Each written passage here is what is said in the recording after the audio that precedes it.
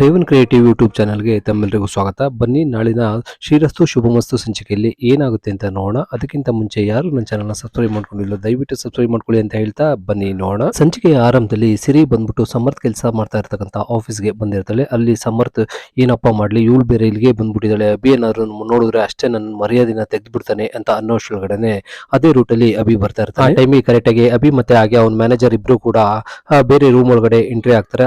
ಆಗ ಸಮರ್ಥ್ ಸದ್ಯ ಇನ್ನೂ ಅವ್ರು ಬರೋದ್ರೊಳಗಡೆ 10 ನಿಮಿಷ ಆಗುತ್ತೆ, ಅಷ್ಟೊಳಗಡೆ ಏನಾದ್ರು ಮಾಡ್ಬೇಕು ಅಂತ ಹೇಳ್ಬಿಟ್ಟು ಸಿರಿ ಗೊತ್ತಾಗ್ದಾಗೆ ಹಾಗೇನೆ ಡ್ರೆಸ್ ನ ಚೇಂಜ್ ಮಾಡ್ಕೋತಾನೆ.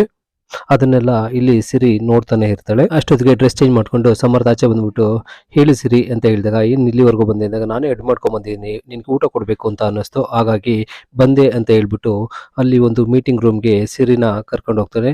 ಆಗ ಸಿರಿ ಬಂದ್ಬಿಟ್ಟು ನಿನಗೆ ಈ ನನಗೆ ಸುಳ್ಳು ಹೇಳ್ತಾ ಇದೆಯಾ ಅಂತ ಖುಷಿ ಪಡ್ಲಾ, ಇಲ್ಲ ನನಗೆ ಸಂಕಟ ಆಗ್ತಾ ಇದೆ ಅಂತ ದುಃಖ ಪಡ್ಲಾ, ಏನು ಅರ್ಥ ಆಗ್ತಾ ಇಲ್ಲ ಅಂತ ಅಂದ್ಬಿಟ್ಟು ಮನಸ್ಸಲ್ಲೇ ಅಂದ್ಕೋತಾಳೆ. ಈ ಕಡೆ ತುಳಸಿ ಅವರು ದೀಪಿಕಾ ಮನೆಗೆ ಬಂದಿರ್ತಾರೆ. ಅಲ್ಲಿ ಅವರ ತಾಯಿಯವರು ಇರ್ತಾರೆ. ಆಗ ಸರಿ ಬನ್ನಿ ಕೂತ್ಕೊಳ್ಳಿ, ಹಾಗಾಗಿ ನಿಮ್ಗೆ ಏನ್ ತಗೋತೀರಾ ಹೇಳಿ ಅಂತ ಹೇಳ್ಬಿಟ್ಟು, ಏನು ಬೇಡ ಅಂತ ಹೇಳಿದಾಗ, ನಾನು ಜನಾರ್ದನ್ ಹತ್ರ ಮಾತಾಡ್ಬೇಕು, ಈ ಮದುವೆ ವಿಷಯ ಆಗಿರೋತ್ತೆ ಕದ್ದು ಮುಚ್ಚಿ ಮಾತಾಡ್ಲಿಕ್ಕೆ ನನಗೆ ಇಷ್ಟ ಇಲ್ಲ, ಇದು ನಮ್ಮ ಮಕ್ಕಳ ಭವಿಷ್ಯ ದೃಷ್ಟಿಯಲ್ಲೂ ಕೂಡ ಒಳ್ಳೇದಲ್ಲ, ಹಾಗಾಗಿ ನಾನು ಅವ್ರ ಹತ್ರನೇ ಮಾತಾಡ್ಬೇಕು ಅಂತ ಹೇಳಿದಾಗ ಅವರಮ್ಮ ಹೇಳ್ತಾರೆ, ಇಲ್ಲಮ್ಮ ನಾವು ಅವ್ರ ದೃಷ್ಟಿನಲ್ಲಿ ಇದು ಒಳ್ಳೇದಲ್ಲ, ಅವರು ಮದುವೆ ಮಾಡಬೇಕು ಅಂತ ಬೇರೆ ಗಂಡುಗಳನ್ನೆಲ್ಲ ಕರೆಸಿದ್ರು, ಆದ್ರೆ ದೀಪಿಕಾ ಒಪ್ಕೊಳ್ಳಿಲ್ಲ ಅಂತ ಹೇಳ್ಬಿಟ್ಟು ಹೇಳ್ತಾರೆ. ಆಗ ತುಳಸಿ ಅವರು ಕೂಡ ಅಭಿನೂ ಕೂಡ ಹಾಗೇನೆ ದೀಪಿಕಾ ಒಬ್ಳನ್ ಬಿಟ್ರೆ ಬೇರೆ ಯಾರನ್ನು ಮದುವೆ ಆಗಲ್ಲ ಅಂತ ಹೇಳ್ಬಿಟ್ಟು ಹಠ ಹಿಡ್ದಿದ್ದಾನೆ ಅಂತ ಹೇಳ್ತಾರೆ. ಅವನು ತುಂಬಾ ನೊಂದ್ಕೊಂಡಿದ್ದಾನೆ, ಅವಳು ದೀಪಿಕಾ ಸಿಕ್ಕಿದ್ರೆ ಅವನು ಸರಿ ಹೋಗ್ತಾನೆ, ಹಾಗಾಗಿ ನಾನು ಇಲ್ಲಿಗೆ ಬಂದಿದ್ದೀನಿ ಅಂತ ಹೇಳ್ತಾನೆ. ಅಷ್ಟೊತ್ತಿಗೆ ಜನಾರ್ದನ್ ಬಂದ್ಬಿಟ್ಟು ಈಗಲೂ ಕೂಡ ನಾನು ಬೇಡ ಅಂತಾನೆ ಹೇಳೋದು ಅಂತ ಹೇಳ್ಬಿಟ್ಟು ಜೋರಾಗಿ ಹೇಳ್ತಾನೆ. ಈ ಕಡೆ ಶಾರ್ವರಿ ಹೇಳ್ತಾ ಇರ್ತಾಳೆ, ನನಗೆ ದೀಪಿಕಾ ಮತ್ತೆ ಅಭಿನ ಒಂದ್ ಮಾಡಕ್ಕೆ ಹೋಗಿರೋದು ನನಗೆ ಸ್ವಲ್ಪನೂ ಇಷ್ಟ ಇಲ್ಲ ಅಂತ ಹೇಳ್ತಾರೆ. ಆಗ ಪೂರ್ಣಿ ಹೇಳ್ತಾರೆ, ಏನ್ ಅತ್ತೆ ಈ ತರ ಹೇಳ್ತಾ ಇದ್ದೀರಾ, ನೀವೇ ಈ ತರ ಅಂತ ಅನ್ಕೊಂತೀರ ಅಂತ ನಾನು ಅನ್ಕೊಂತಿರ್ಲಿಲ್ಲ ಅಂತ ಹೇಳ್ಬೇಕಾರೆ, ಇಲ್ಲ ನಾವು ತುಂಬಾ ಹಚ್ಕೊಂಡಿರೋದ್ರಿಂದ ಮತ್ತೆ ಏನಾದ್ರು ಮತ್ತೆ ಪ್ರಾಬ್ಲಮ್ ಆಯ್ತು ಅಂದ್ರೆ ಮತ್ತೆ ತುಂಬಾನೇ ದುಃಖ ಪಡ್ತಾನೆ ಅಂತ ಹೇಳ್ಬಿಟ್ಟು ಈ ರೀತಿ ಹೇಳ್ತೇನೆ. ಹಾಗಾಗಿ ಇನ್ ಸ್ವಲ್ಪ ದಿನ ಬಿಟ್ರೆ ಅವನು ಅವಳ ನೆನಪಿಂದ ಆಚೆ ಬರ್ತಾನೆ, ಆಗ ಹೊಸ ಜೀವನ ಶುರು ಮಾಡ್ತಾನೆ ಅಂತ ಅಂದ್ಕೊಂಡಿದ್ದೆ. ಮತ್ತೆ ನೋಡಿದ್ರೆ ತುಳಸಿ ಅವರು ಆ ದೀಪಿಕಾ ವಿಚಾರನ ಏನಕ್ಕೆ ತೆಗೆದ್ರು ಅಂತ ಅರ್ಥ ಆಗ್ತಾ ಇಲ್ಲ ಅಂತ ಹೇಳ್ಬಿಟ್ಟು ಶಾರ್ವರಿ ಹೇಳ್ತಾರೆ. ಈಗ ಅವ್ನು ಮರಿತಾನೆ, ಆಲ್ರೆಡಿ ಒಂದ್ಸಲ ಹೋಗ್ಬಿಟ್ಟು ಜನಾರ್ದನ್ ಹತ್ರ ಅವಮಾನ ಮಾಡಿಸ್ಕೊಂಡ್ ಬಂದಿರೋದು ಸಾಲದ, ಇದರಿಂದಾಗಿನೇ ಅವನು ತುಂಬಾ ನೋವು ಅನುಭವಿಸ್ತಾ ಇದ್ದಾನೆ.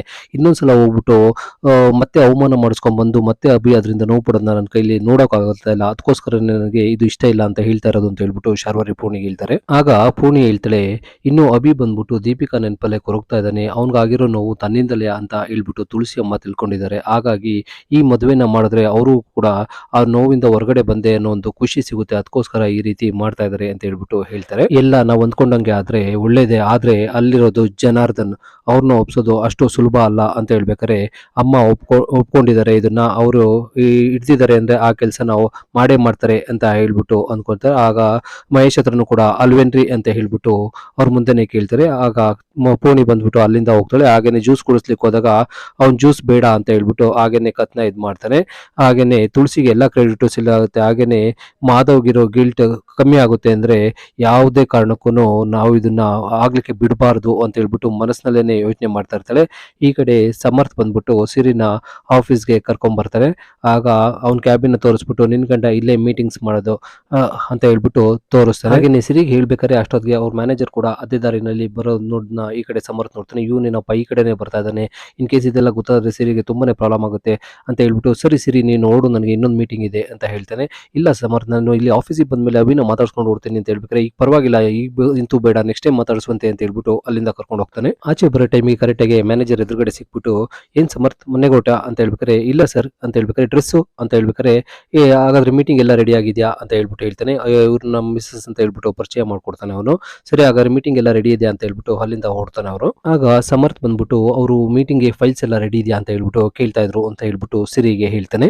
ಸರಿ ಸಿರಿ ಊಟನ ಕೊಟ್ಬಿಟ್ಟು ನಾನು ಹೊಡ್ತೀನಿ ಅಂತ ಹೇಳ್ಬಿಟ್ಟು ಹೇಳಿದಾಗ, ಸರಿ ನೀನು ಹೊರಡು ಅಂತ ಹೇಳ್ಬಿಟ್ಟು ನಾನು ಊಟ ಮಾಡ್ತೀನಿ ಅಂತ ಹೇಳ್ಬಿಟ್ಟು ಮತ್ತೆ ಸಮರ್ಥ ಹೋಗ್ಬಿಟ್ಟು ಹಳೆ ಡ್ರೆಸ್ನ ಚೇಂಜ್ ಮಾಡ್ಕೋತಾನೆ. ಅಲ್ಲಿ ಹೋಗೋ ಟೈಮ್ಗೆ ಕರೆಕ್ಟಾಗಿ ಅಭಿ ಆಫೀಸ್ ಮುಂದೆನೆ ಹೋಗ್ಬೇಕಾದ್ರೆ ಅಭಿ ಕೈ ಹೊಡೆದ್ಬಿಟ್ಟು ಒಳಗಡೆ ಬನ್ನಿ ಅಂತ ಹೇಳಿದಾಗ ಕೈ ಬಿಸಿ ಒಳಗಡೆ ಕರೀತಾನೆ.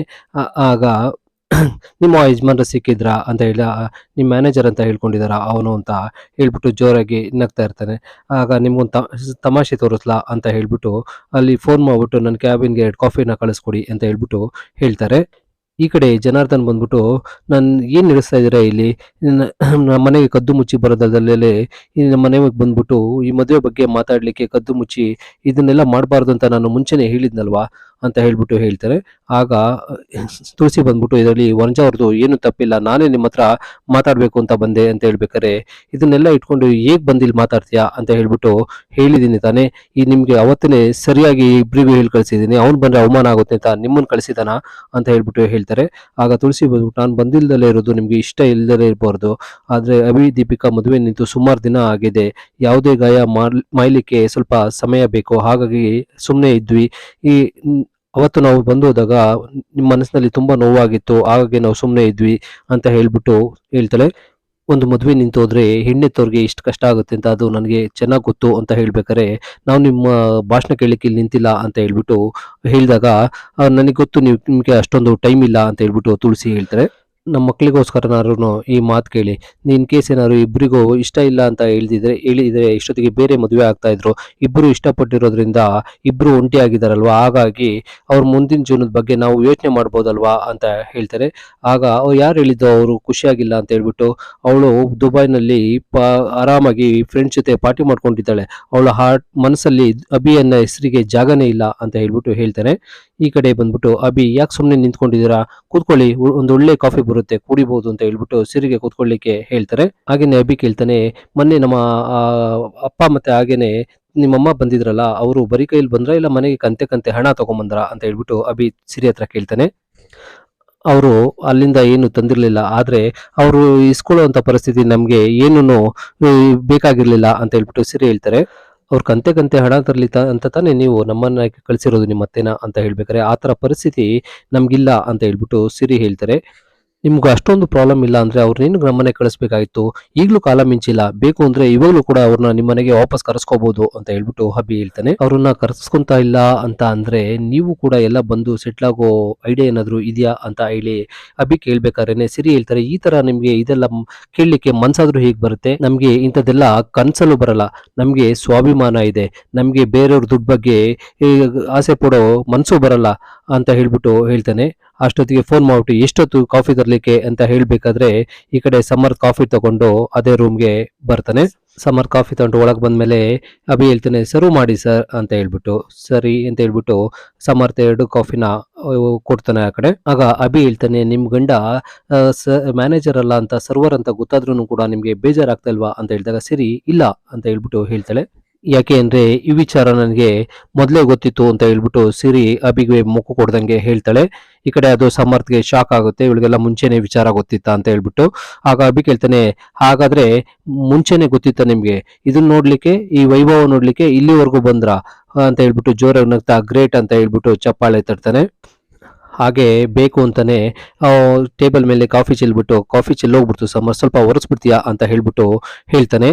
ಆಗ ಸಮರ್ಥ್ ಹೇಳ್ತಾನೆ, "ವಸು ಸಾರಿ ವಸು, ನಾನು ತುಂಬಾ ಸಲ ನಿನಗೆ ಹೇಳ್ಬೇಕು ಅಂತ ಅಂದ್ಕೊಂಡೆ, ಆದ್ರೆ ಧೈರ್ಯ ಬರ್ಲಿಲ್ಲ" ಅಂತ ಹೇಳ್ಬೇಕಾರೆ, ಅದು ಅಂತ ಹೇಳ್ಬಿಟ್ಟು ಸಿರಿ ಹೇಳಲಿಕ್ಕೆ ಹೋದಾಗ, ಈ ಕಡೆ ಅಭಿ ಬಂದ್ಬಿಟ್ಟು, "ನಿಮ್ಮಿಬ್ರು ಡಿಸ್ಕಷನ್ ಮಾಡ್ಲಿಕ್ಕಲ್ಲ ಆಫೀಸ್ ಇರೋದು, ಫಸ್ಟ್ ಇಲ್ಲಿ ಕಾಫಿ ಚೆಲ್ಲಿರೋದನ್ನ ಒರೆಸು, ಫಸ್ಟ್ ಹೇಳ್ತಾ ಇರೋದು ಕೇಳಿಸ್ತಾ ಇಲ್ವಾ, ಫಸ್ಟ್ ಕ್ಲೀನ್ ಮಾಡು" ಅಂತ ಹೇಳ್ಬಿಟ್ಟು ಜೋರಾಗಿ ಹೇಳ್ತಾನೆ.